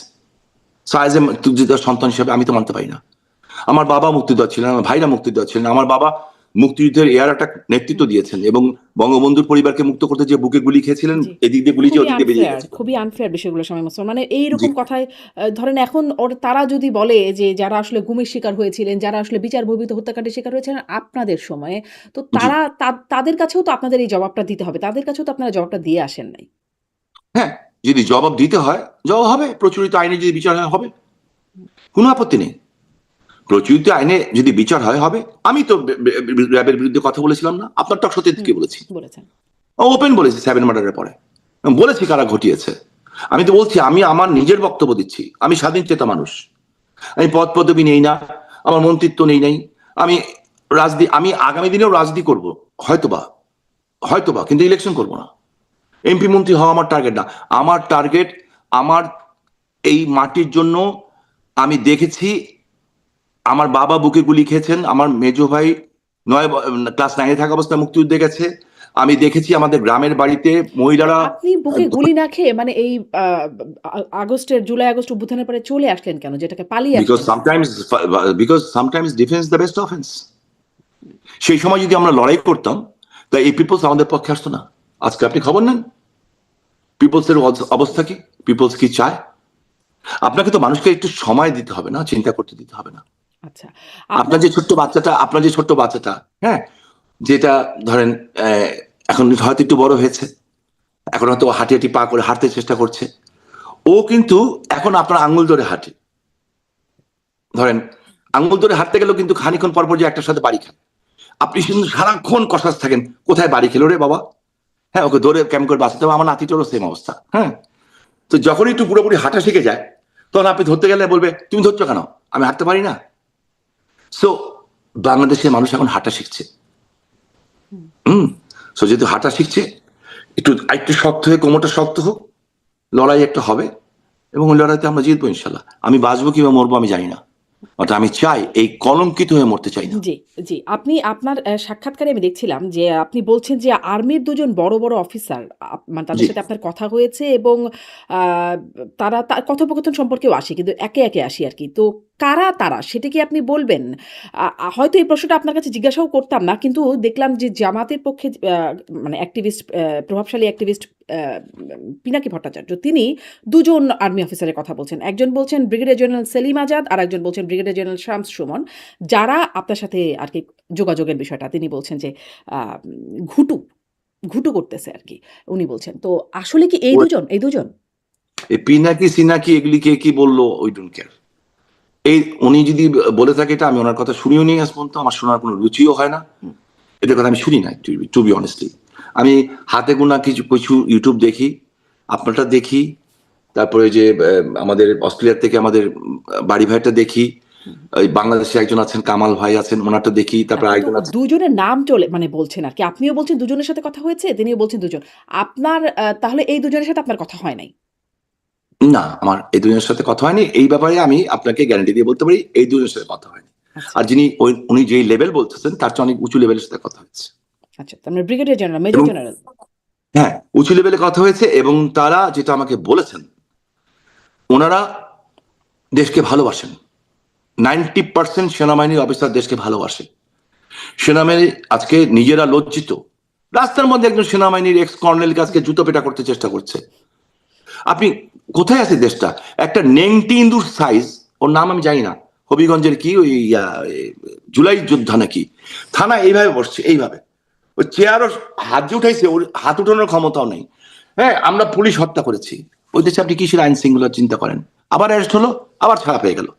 কারা? ওদের ক্ষমতার উৎস কোথায় আমি জিজ্ঞেস করতে চাই। পুলিশ লাইনে গানের অনুষ্ঠান করেছে, যে গানের অনুষ্ঠানে হামলা করে দিল। কারা এদের? এই সাহস তারা কোত্থেকে পাচ্ছে? এদের ইয়ে কি, আইন শৃঙ্খলা পরিস্থিতি কোথায় গেছে? একজন এমপির বউ কি করছেন, থানায় জিডি করছেন, কেস করছেন যে এমপি, রানিং এমপি, তার জামাইয়ের গলায় কি রামদা রেখে তাদের সম্পত্তি লিখে নেওয়া হয়েছে। হুম, তাহলে সাধারণ মানুষের কি অবস্থা? আমি আপনার কাছে আপনার মাধ্যমে জিজ্ঞাসা করতে চাই, সাধারণ মানুষের কি অবস্থা? হুম। আজকে আমার বন্ধুরা যারা হিন্দু, হ্যাঁ, আমি নাম বলতে পারি কিন্তু বলবো না, এই যাদের ঘরে একটু একটু প্রাপ্তবয়স্ক মেয়ে আছে স্পেশালি, যাদের বয়স 21, 22, 19, 18, বিবাহ মানে হুম, হুম। 22, 23, 24 বছর বয়সে যে বিয়ে হবে, এরা ম্যাক্সিমামই এখন এলাকায় থাকছে না, এবং অন্য এলাকায় থাকছে, যে ঢাকা না, ঢাকার বাইরেও থাকছে মুসলমান পরিচয় দিয়ে। হুম। এর চেয়ে কষ্ট আমাদের জন্য আর কি হতে পারে, আপনি আমাকে বলেন। জি। আপনি আর শেখ হাসিনার নামে দেওয়া পরিস্থিতির হচ্ছে কথা বলছেন। কি, কিন্তু শেখ আমি হাসিনা এই বলেছেন। আপনার ওই কথা থেকে আরেকটু আপনার কাছ থেকে স্পষ্ট হতে চাই। তাহলে আমি জি, জি। এতটুকু বুঝলাম ওই ২ জন না, আরো বড় মানে মেজর জেনারেল পর্যায়ের হয়তো কারো সাথে আপনার কথা হয়েছে। তাদের সাথে কথার সময় আপনি মানে কথোপকথনে বলছেন যে তারা জিজ্ঞাসা করেছেন আসবেন নাকি? আপনি বলেছেন যে আপনারা ব্যবস্থা করেন, আপনারাই তো দেশের সেনাবাহিনী। তারা কি ব্যবস্থা করবে? এরকম কিছু বলেছে? তারা কি কোনো না, ব্যবস্থা করছে? তারা তারা বলতেছে তারা আননান, এবং তারাই আমাকে বলেছে যেই পরিমাণ জঙ্গিবাদ দেশে ছড়িয়ে যাচ্ছে, 1 বছরের মধ্যে যদি আমরা ব্যবস্থা না করতে পারি, এই দেশ, বাংলাদেশ, পৃথিবীর মধ্যে, যেই শব্দটি একটু আগে ইউজ করলাম, সারা পৃথিবীর মধ্যে অন্যতম জঙ্গি রাষ্ট্রে পরিণত হবে। আমি বলছি, আমাকে বলছেন কেন ভাই? আমরাও তো আপনাদের উপর ভরসা করেই যাবো, বিকজ আপনাদের তো এই দেশ রক্ষা করার জন্য শপথ নিয়েছেন আপনারা, তো আপনারা কেন করছেন না? বলছে আমরা পারছি না। কেন পারছেন না? হয়তো তাদের মাথার উপরে কেউ বসে আছে, কিংবা পিছনে কেউ বসে আছে, কিংবা ঘাড়ের উপরে নিঃশ্বাস নিচ্ছে কেউ। সেখানে আপনি বলছেন যে দরকার হলে বিএনপির সাথে নেগোসিয়েশন করেন। মানে আপনাদেরকে বলছেন জলদি আসেন। সেই আর্মি অফিসাররা বলছেন আপনাকে যে জলদি আসেন, দরকার হলে বিএনপির সাথে নেগোসিয়েশন করেন। হ্যাঁ, দরকার বিএনপির হলে সাথে কোনো বিএনপি। নেগোসিয়েশন হচ্ছে? মানে তাদের জন্য আপনারা ভোটও করেছেন। ফলে যোগাযোগ যে আছে সেটি বোঝা যাচ্ছে। তাদের সাথে নেগোসিয়েশন হচ্ছে আপনাদের ফেরার আমার ব্যাপারে? আমার আমার আমার কাছে মনে হয় না। হুম, আমার কাছে মনে হয় না, কারণ আহ, দায়িত্বটা এখন তাদের বেশি আমাদের চেয়ে। We did our jobs. আমরা যে কোনো কারণে হোক, যে কোনো জায়গায় রিকোয়েস্ট হোক, কিংবা আদর্শিক কারণে হোক, আমরা আমাদের কাজটা করেছি। এখন দায়িত্বটা তাদের। তাদের তাদের যদি শুভবুদ্ধির মানে উদয় হয়, আমার মনে হচ্ছে হবে না। যদি হতো, তাহলে 2টা মেয়ে 32 নম্বরে গেলে মার খেত না। একটা বাচ্চা ছেলে যদি 32 নম্বরে যেতে মার খেত না। এটা হতে পারে না, এটা অসম্ভব ব্যাপার। আজকে মায়া লাগে আমার পুলিশের জন্য, যে এই পুলিশ অফিসারগুলি, শত শত পুলিশ অফিসারকে গুলি মারা হয়েছে, টাঙিয়ে রাখা হয়েছে। সেই পুলিশ অফিসারদের থানায় যে বলছে যে আমরা মারছি, তো মানুষ যাবে কার কাছে? সেনাবাহিনীর একজন কাছে যাবে? সেনাবাহিনীর একজন কর্নেলকে বলতেছে মারতে যাচ্ছে, তা মানুষ যাবে কোথায়? আনসার, তারপরে অন্য অন্যগুলি বাদই দেন, তো কোথায় যাবে মানুষ? জিনিসপত্রের দাম নাই, গ্যাস নাই, বিদ্যুৎ নাই, পানি নাই, চাকরি নাই, নাই নাই নাই নাই নাই 200% জিনিসের দাম বেড়ে গেছে। যার ইনকাম ছিল 40,000 টাকা, আমি আজকে জিজ্ঞেস করলাম, আপনাকে আল্লাহর নামে শপথ করে বলতেছি, আজকে একজনকে জিজ্ঞেস করলাম যে তোমার ইনকাম ধরো 30,000 টাকা ছিল, এরকম কয়েকজনকে জিজ্ঞেস করেছি, ওই ইনকামটা এখন কত লাগবে? বলো মিনিমাম 60 থেকে 70,000। তাও মানুষ তো পাবে না কোথায়? বরঞ্চ উল্টা মানুষের চাকরি চলে যাচ্ছে, কাজ চলে যাচ্ছে। বাংলাদেশ নির্ভর কিসের উপরে? গার্মেন্টস এর উপরে। হ্যাঁ, গার্মেন্টস সেক্টরই বাংলাদেশের বেসিক, জি। ওইটাও মানে বন্ধ। এটা ঠিক। জ্বালানি বিদ্যুৎ সংকটে এখন আসলেই বেশ অনেক মানুষের চাকরি যাচ্ছে বা একটা বেশ খারাপ অবস্থায় আছে। সরকারও সেটা স্বীকারই করছে। যদিও দায়টা বলছে যে আপনাদের। কিন্তু আমি আবার ওইখানে যাই যে আপনার ২ জন বড় অফিসার, মেজর জেনারেল পর্যায়ের অফিসারের সাথে কথা হলো। সেনাপ্রধানকে আপনারা আপনাদের পক্ষ থেকে বেইমান বা বিট্রেয়ার হিসেবে বলে থাকেন বিভিন্ন সময়। আ উম মানে কিন্তু আমরা শুনলাম ওবায়দুল কাদেরের একটা সম্প্রতি একটা আ ভার্চুয়াল বক্তব্য। আপনাদের দলীয়ই কোনো সভায় কথা তিনি বলছিলেন যে আ সেনাপ্রধান এবং রাষ্ট্রপতির কথা উল্লেখ করে তিনি বলছেন যে, যারা তাদের উপর ভর করে বা বিট্রেয়ারদের উপর ভর করে রণকৌশল সাজালে সেটা সাকসেসফুল হবে না। কোনোভাবে কি আপনাদের রণকৌশলের মধ্যে সেনাবাহিনীর শীর্ষ পর্যায়ে জড়িত আছে? সেনাপ্রধান কোনোভাবে আপনাদের সাথে যুক্ত এখন? যে আমি ওই পর্যায়ের নেতা না, আর আমি ওনাকে দিয়ে কোনো সময় কথা বলিনি। হুম, ঠিক আছে, আমি কথা বলিনি। আমি কোনো বাহিনীর উপর বিশ্বাস করি না। আমি একটা বাহিনীর উপর বিশ্বাস করি, উপরে আল্লাহ, সৃষ্টিকর্তার বিচার আছে। একটা জিনিস মনে রাখবেন শামীম, আমি ওই কাতারের লোক। অলিয়া উলিয়া, এই পৃথিবী একটুক একটা দেশ বাংলাদেশ, এই পৃথিবীটাও কিন্তু একটুকু, এই সৌরজগৎ থেকে আপনি যদি পৃথিবীটাকে দেখেন না, একটা পেন্সিলের ডট। এই সৌরজগতের উপরে সৌরজগৎ থেকে যদি এই সৌরজগৎকে দেখেন, ওইটাও একটা পেন্সিলের ডট। আর ওই ডটের এই সমস্ত সৌরজগৎ যিনি সৃষ্টি করেছেন, বাংলাদেশে আজকে বলা হচ্ছে কি, কোথায় নিয়ে গেছে ধর্মটাকে? ইসলামকেও শেষ করে দেওয়া হচ্ছে, যে কি আমাদেরকে ভোট দিলে আপনারা বেহেশতে চলে যাবেন। সেদিন দেখলাম সাতক্ষীরার এক এমপি আমাদের বলল, আজকে জনসভায় যারা উপস্থিত হয়েছেন তাদের জন্য বেহেশতের দরজা খুলে রাখা হয়েছে। হোয়াট ননসেন্স এগুলি হচ্ছে, কিন্তু সাধারণ মানুষ এগুলিকে আবার অনেকে বিশ্বাসও করছে। কিছু করার নেই, শিক্ষাগত যোগ্যতা নেই, কোরআনটাও পড়তে পারে না, কোরআনের কোথাও এটা লেখা নেই। এরা আমাদের ধর্মটাকেও কিন্তু এদের হাত থেকে বাঁচাতে হবে। এরা কি করেছে? এই মাজারগুলিতে হামলা করেছে। আমি তারেক রহমান সাহেবকে বলেছি, আপনি যদি সত্যি বিশ্বাস করেন যে এই আপনি যদি ইয়েতে যান, ওই যে কি বলে এই আপনি মাজার জিয়ারত দিয়ে শুরু করেছেন সিলেটের শাহজালাল মামা মাজার, তাহলে এতগুলি মাজার যে জ্বালিয়ে দেওয়া হলো, এতগুলি মাজার, শাহপরান বাবার সামনে মাজারের মধ্যে মানুষ মেরে ফেলা হলো, তো বিচার করছেন না কেন? বলবেন ডক্টর ইউনূসের কথা, জোনার সময়, ফাইন, তা আমাদের বিচার করছেন কেন? আপনি যদি রিসেন্ট পাস্টের বিচার না করতে পারেন, আমের টিকার জন্য হাজার হাজার বাচ্চা মরে গেল, বিএনপির একজন স্বতন্ত্র এমপি কোর্টে মামলা নিল, সে মামলাও তো গ্রহণ করা হলো, কেন? কেন পালন করলেন না? দুর্বলতা কোথায়? কেন করছেন না, কিংবা করতে পারছেন না? পিপলস কিন্তু জিজ্ঞেস করবে কয়েকদিন পরে। Time is coming. আরেকটা জিনিস কি জানেন? Truth is beauty, beauty is truth. সত্যকে আপনি মাটি চাপাতে রাখতে পারবেন। হ্যাঁ, আমাদের ভুল ছিল না, এ কথা যদি বলি তাহলে এটা হবে চরম মিথ্যা কথা এবং চরম ভুল কথা।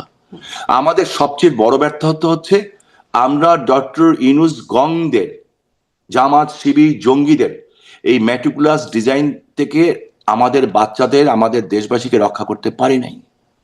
পারি না দেখেই আজকে আমাদের দেশ কোথায় চলে গেছিল, কোথায় ধাপড়ে পড়ে গেছে।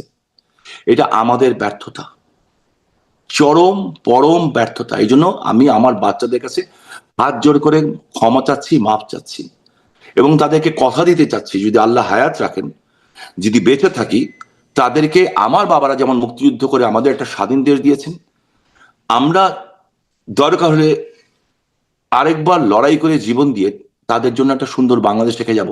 আপনাদের হাতেই তো ছিল, আসলে দেশটা আপনাদের হাতেই তো ছিল, কিন্তু সেখানে দেখা গেছে এই বা স্বাধীন বাংলাদেশের মানুষ স্বাধীনভাবে ভোট দিতে পারে নাই, মানে তারা ভোটাধিকার প্রয়োগ করতে পারে নাই, ঠিক মতো বেছে নিতে পারে নাই তাদের জনপ্রতিনিধি, এবং একবার না বারবার এবং সামনেও পারবে কিনা তার কোনো ভরসা আপনারা দিচ্ছিলেন না। ফলে মানে মানুষের হাতে উপায় কি ছিল আপনাদেরকে এইভাবে সরানো ছাড়া? না, মানুষ ছড়ায়নি, ইটস এ ডিজাইন। এই যে সরিয়েছে সে নিজেই তো বলেছে ম্যাটিকুলাস ডিজাইন। ধরেন সেই ডিজাইনে তো মানুষ ইনভলভ হয়েছে, মানুষ ইনভলভ না হলে কত ডিজাইন পার্সেন্ট মানুষ? বাস্তবায়ন করা যেত না। 18 কোটি মানুষের মধ্যে কত কত লোক ছিল সেদিন? 5 লাখ, 10 লাখ, 15 লাখ, 20 লাখ, 25 লাখ, যারা ছিল 30, তাদের সমর্থন ছিল মেবি আপনার কাছে মনে হবে, কিন্তু উপস্থিত ছিল 30 লাখ। আমি 2 তারিখে নেত্রীর কাছে গেছিলাম, আমি তাকে তার 3 মাস আগে পার্লামেন্টারি কমিটিতে বলেছি, 2 মাস আগে গেছি, আমি বলেছি।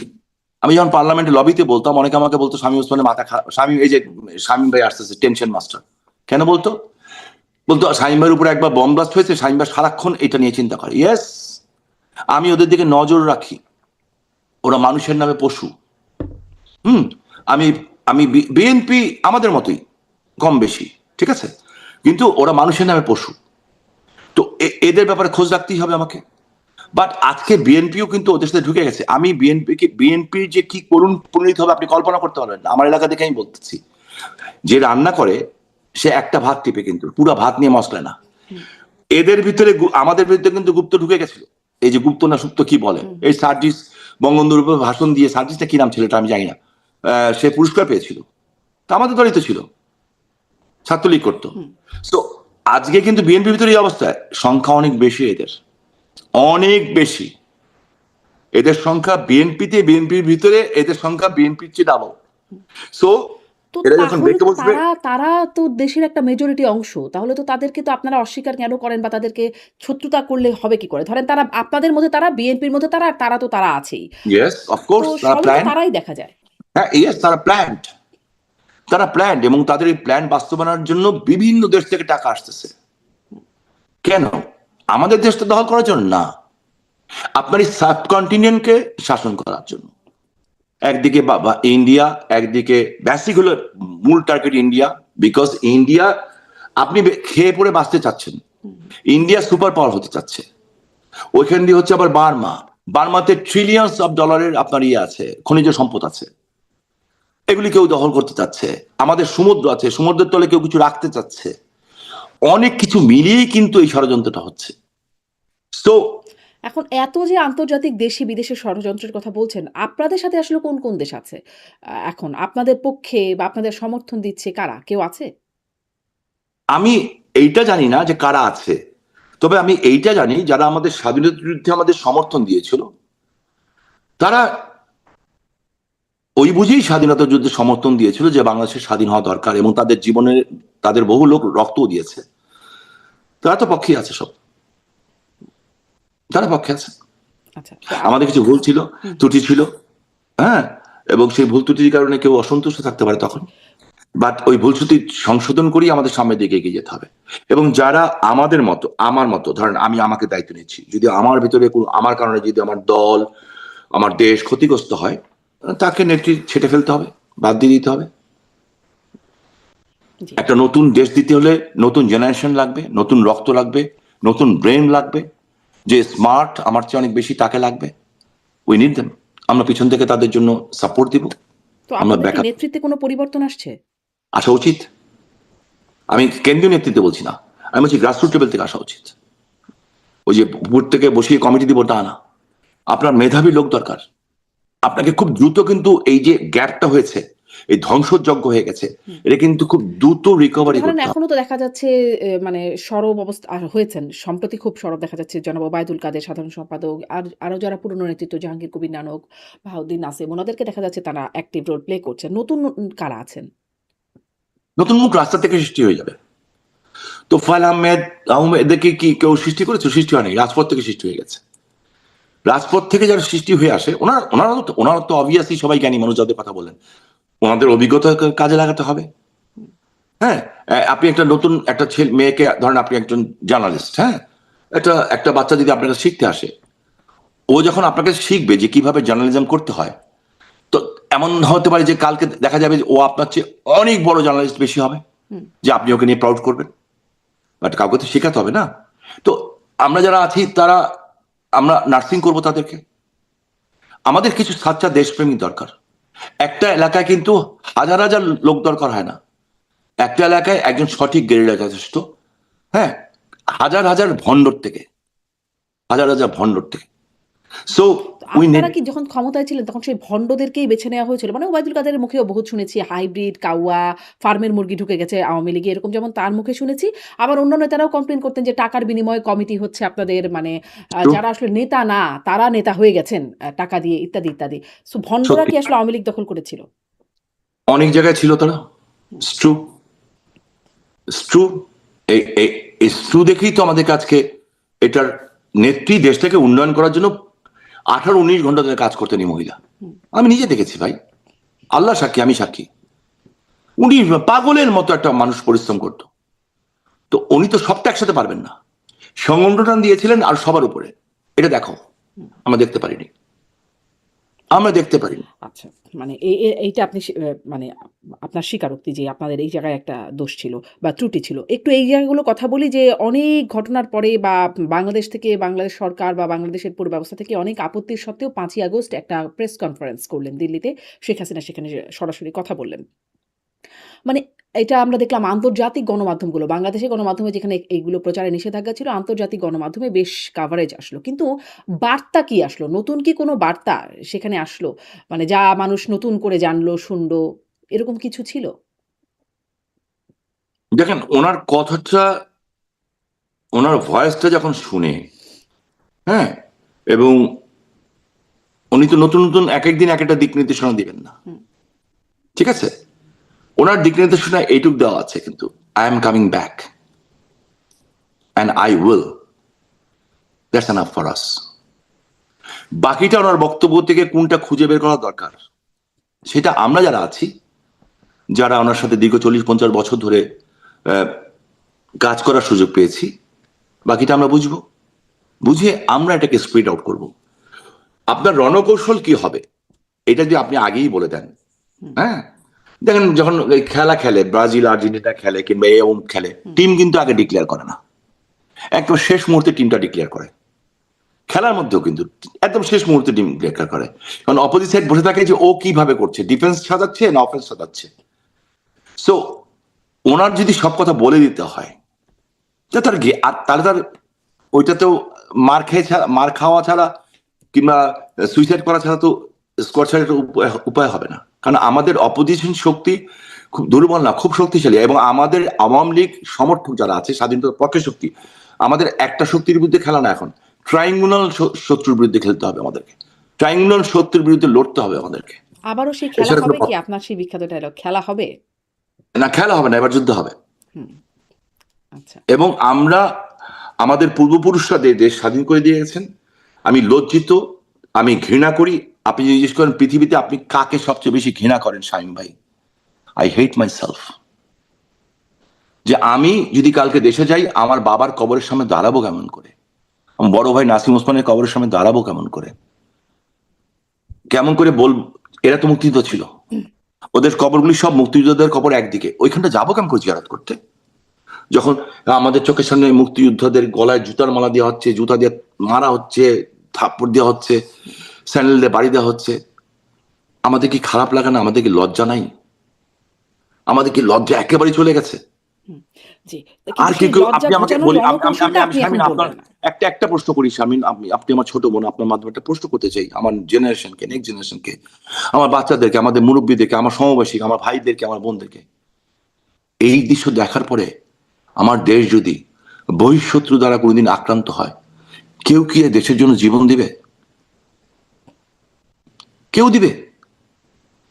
যে দেশের জন্য জীবন দেওয়ার পরে যারা যোদ্ধা, দেশ স্বাধীন করে দিলেন, আপনাকে আমাকে নাম দিলেন, পরিচয় দিলেন, বাংলাদেশ দিলেন, সবকিছু দিলেন, হ্যাঁ, আপনাকে স্বাধীনতা দিলেন, খাঁচা খুলে দিলেন, তাদেরকে আপনি এভাবে অপমান, বেইজ্জত করলেন, মারলেন, কাটলেন, মেরে ফেললেন, জুতার মালা গলায় দিয়ে পরালেন। তো এরপরে কোনো জেনারেশন কি, ধরেন কালকে আমরা অ্যাট্রাক্ট হয়ে গেলাম কারো দ্বারা, বারবার দ্বারা, কিংবা অন্য কোনো দেশের দ্বারা, কিংবা কিছু একটা দ্বারা অ্যাট্রাক্ট হলাম, কেউ কি সাধারণ মানুষ দেশের জন্য লড়াই করবে এই দৃশ্য দেখার জন্য? এমন তো না যে আমরা 300 বছর আগে স্বাধীন হয়েছি, মাত্র কত বছর আগে।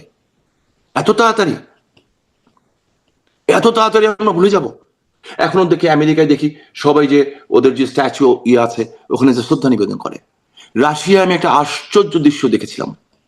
আমি একবারই গেছিলাম রাশিয়ায়, দেখলাম যে এক জায়গায় নিয়ে গেছে আমাদেরকে, একটা ডেলিগেশন চিফ হিসেবে গেছিলাম আমি। তো দেখছি কি সব নতুন জামাই বর, ওই যে সাদা গাউন পরে এসছে, রিয়েলি ফ্যান্টাস্টিক। আমি এটা কোনোদিন আমি ভুলবো না জীবনে। এরা সব আসতেছে এবং একটা না, একটার পর একটা গাড়ি আসছে, একটার পর একটা গাড়ি। মানে কি হচ্ছে এটা? অবাক হয়ে আমি আমার বউ তাকিয়ে আছি, দেখছি যে হাজব্যান্ড অ্যান্ড ওয়াইফ, নিউ কাপল, মানে বিয়ে হয়েছে, সরাসরি ওরা গির্জার থেকে কিংবা যে কোনো জায়গা থেকে আসছে, এসে ওদের যে স্মৃতি, শহীদ স্মৃতিস্তম্ভ, ওখানে তারা ফুল দিচ্ছে। পরে আমি আমাদের যে ওখানকার অ্যাম্বাসেডর ছিলেন, আমি জিজ্ঞেস করলাম, ভাই এটা কি হচ্ছে ভাই? বলে এই দেশের কালচার হচ্ছে যে নতুন করে যখন সংসার করে, বিয়ে হয়, বিয়ে হওয়ার পরে ওরা প্রথম যায় ওদের দেশের জন্য যারা জীবন দিয়েছে তাদের রেসপেক্ট দেখাতে। There is the difference between them and us. হ্যাঁ, তো সেই আমি জানি রকম না, মানে মুক্তিযুদ্ধের অনেক স্থাপনা সেগুলো ধ্বংসযোগ্যের শিকার হয়েছে, ভেঙে ফেলা সেগুলো আমরা হয়েছে। দেখেছি। কিন্তু ধরেন আপনারা মানে আওয়ামী লীগের কথা বলছি, যারা মুক্তিযুদ্ধের চেতনার কথা বলে, তাদের কাছে যখন দেখা যায় গুম হয়, তাদের কাছে যখন দেখা যায় বিচার বহির্ভূত হত্যাকাণ্ড ও প্রতিষ্ঠানগুলো ধ্বংস করে দেওয়া, নির্বাচন নামে শুধুমাত্র মানে একটা ফর্মালিটি চলতে থাকে, তখন আসলে মানুষ মানে আপনাদের এই চেতনার উপরেই কেন বা বিশ্বাস করবে বা আস্থা রাখবে? বা রাখে নাই যেটা দেখা গেল? আমি আমি আমি আমি কিন্তু এই কথা বলছি না যে we are perfect, we are nobody is perfect in this world, but we are better then them. আমাদের দেশকে ধ্বংস করব না।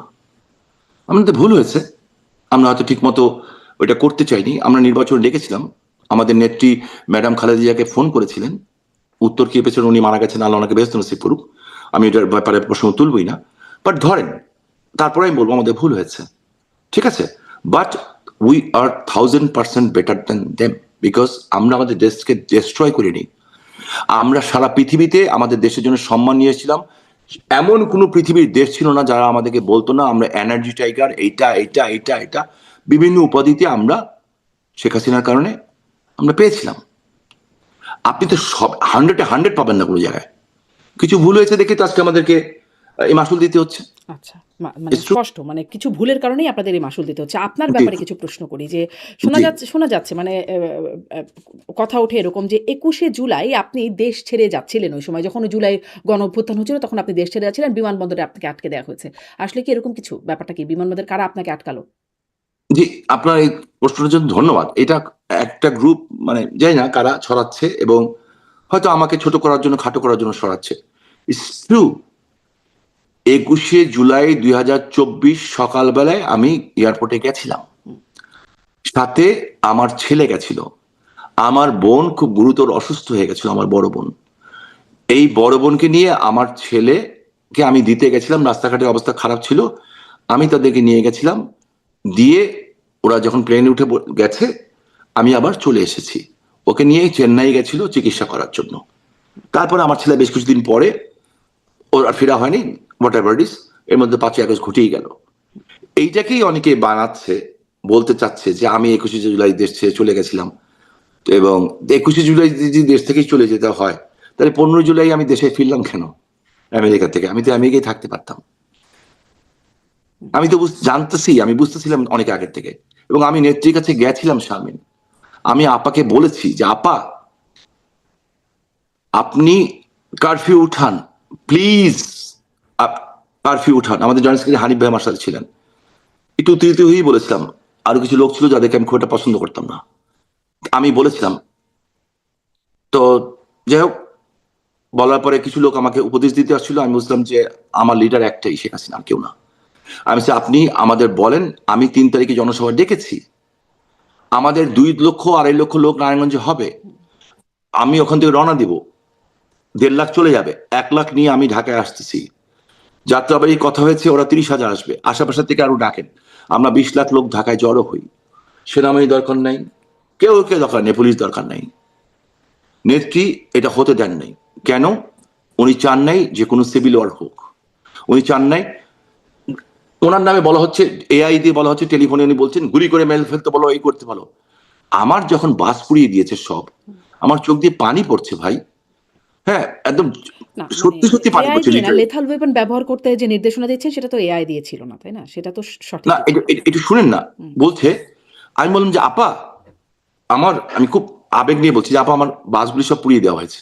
একটা বাসের দাম ৭০ লাখ ৮০ লাখ টাকা করে দাম, সব পুড়িয়ে দেওয়া হয়েছে।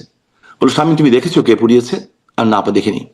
বলো তাহলে কেউ উপরে কিছু ঝামেলা যাতে না হয়, থানায় মামলা করো। আমি শুনলাম কার নামে মামলা করবো, আমি তো দেখি নেই।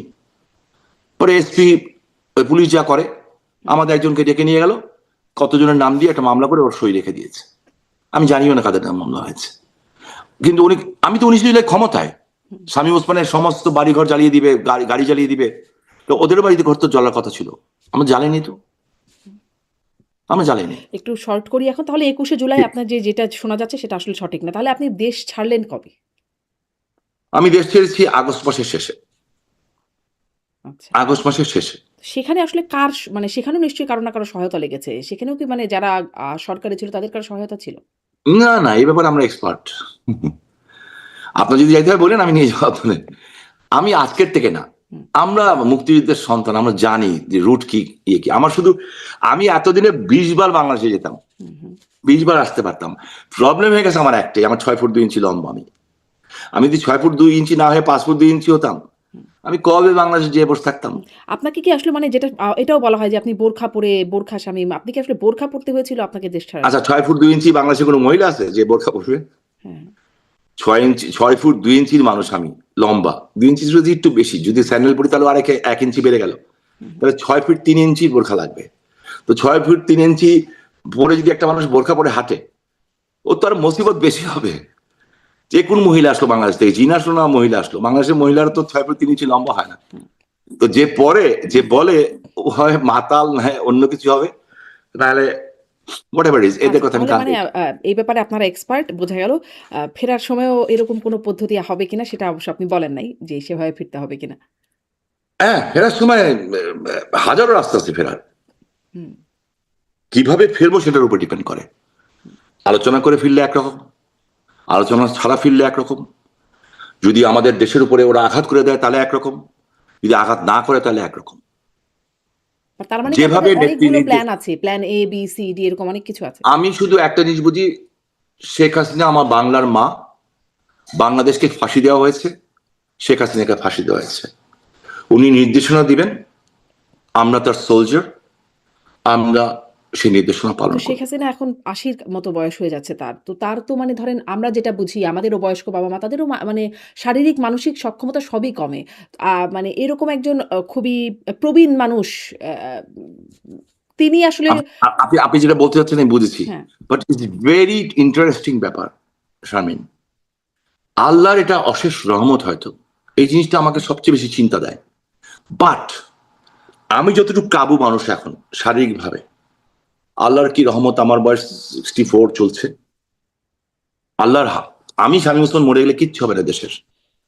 হয়তো আপনি একদিন বলবেন ওনার সাথে একবার দেখা হয়েছিল, লোকটা ভালো ছিল কিংবা খারাপ ছিল বলবেন। আমার কিছু লোক, দেশের লোক হয়তো কানবে টানবে, হ্যাঁ, আমার বউ বাচ্চা কানবে, আমার ভাই বোনরা কানবে। এরপরে হয়তো 10 বছর 20 বছর পরে, 1 বছর পরে আমার ফ্যামিলি ছাড়া সবাই হয়তো ভুলেও যাবে। বাট শেখ হাসিনা যদি কিছু হয়ে যায়, এই মুহূর্তে কোনো অল্টারনেট নাই, এবং আল্লাহর রহমত আছে বলে উনি 21 বার মরেন নাই, আল্লাহ ওনাকে বাঁচিয়ে রেখেছে। এবং তার মানে কি এই আপনি হচ্ছে জেনে দলের আপনি জেনে অবস্থা যে খুশি কোনো হবেন, অল্টারনেট নাই? না এই মুহূর্তে নাই, আপনি জেনে খুশি হবেন, আলহামদুলিল্লাহ উনি আগের চেয়ে মেন্টালি প্রচন্ড শক্ত, ফিজিক্যালি আলহামদুলিল্লাহ রাব্বিল আলামিন, আল্লাহ ওনাকে অনেক ভালো রেখেছেন। আচ্ছা, বিকজ আচ্ছা। আমার মনে হয় হুম। এই এতিম মানুষটার উপরে, যার সবকিছুকে আমরা মেরে দিয়েছে, যাক। তার এই শারীরিক দুইটা মানসিক বোনের উপরে অবস্থার একটা আল্লাহর একটা রহমত একটা আছে। পিকচার পেলাম। খুব ছোট করে শুনি যে আপনার কথা শুনছিলাম যে আপনি কবে গেলেন, কিভাবে গেলেন বা যেটা আপনারা পালালেন কিভাবে সেই নিয়ে অনেক আলোচনা আছে। আ শেখ পরিবারের কেউ নাই। ধরেন ডিফেন্স মানে আপনি বলছেন অনেক সময় ডিফেন্সই হচ্ছে সবচেয়ে বড় মানে আপনাদের নিজেদের জন্য ডিফেন্সই সবচেয়ে বড় মেথড হতে পারে। তো সেজন্য মানে সেই ডিফেন্সটা হচ্ছে আপনাদের সেই সময় চলে যাওয়া সেটি আপনি বলছিলেন। শেখ পরিবারের যারা বড় নেতা পর্যায়ের একদম ছোট আতি-পাতি যারা আছেন সবাই চলে গেলেন। এটা কেন? এটা কিভাবে হলো? না, সবাই যেতে পারেনি, অনেকে ধরাও পড়ছে। যেমন আমাদের আবুল হাসান আব্দুল্লাহ সাহেবের ছেলে এখন জেলে আছে। হুম, হ্যাঁ, ধরা পড়ে লাভটা কি হবে? দীপুমনির মতো লাশের সামনে যে কাঁদতে হবে?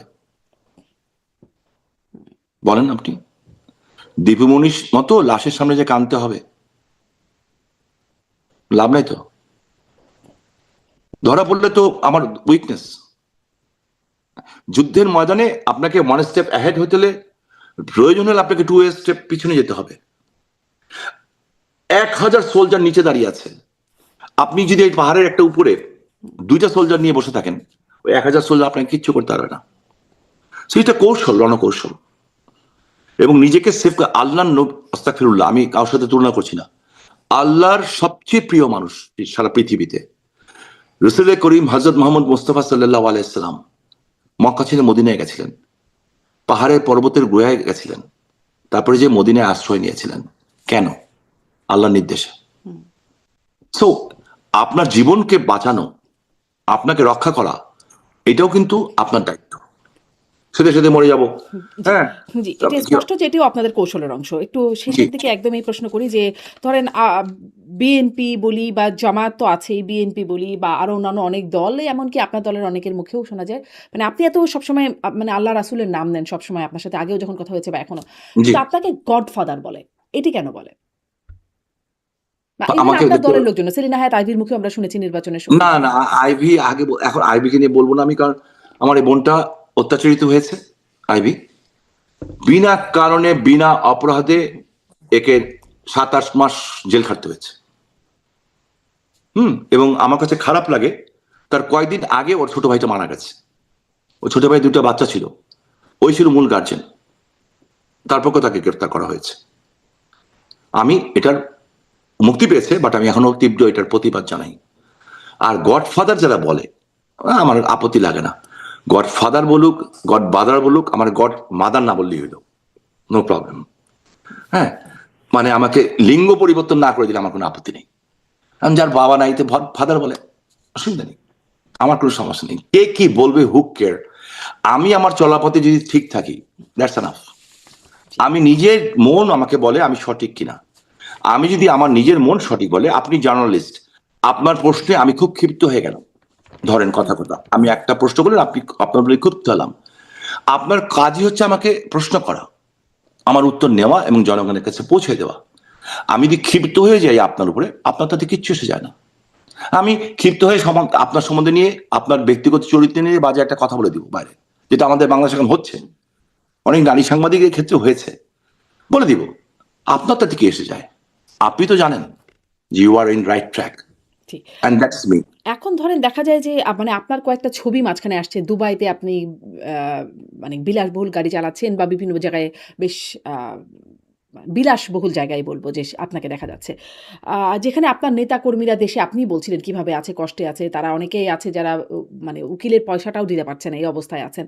তো তাদের কাছে আসলে কি বার্তা যায় যে আপনাদেরকে যখন এভাবে দেখে? দেখেন, গাড়ির ছবি যেটা দেখা যাচ্ছে, ওই গাড়ির ছবি আমি গতবার যখন আমেরিকাতে এসেছি, তার আগের বার যখন এসেছি তখনকার ছবি। আমার ম্যারেজ ডে ছিল, আমার ভাগনা, আমার খুব শখ ওই গাড়ি চালানোর ছিল। তা আমার ভাগনা আমার জন্য ওই গাড়িটা গিফট করে না, ও বলেছে তুমি আজকে এটা তোমার জন্য আমি ভাড়া করে নিয়েছি,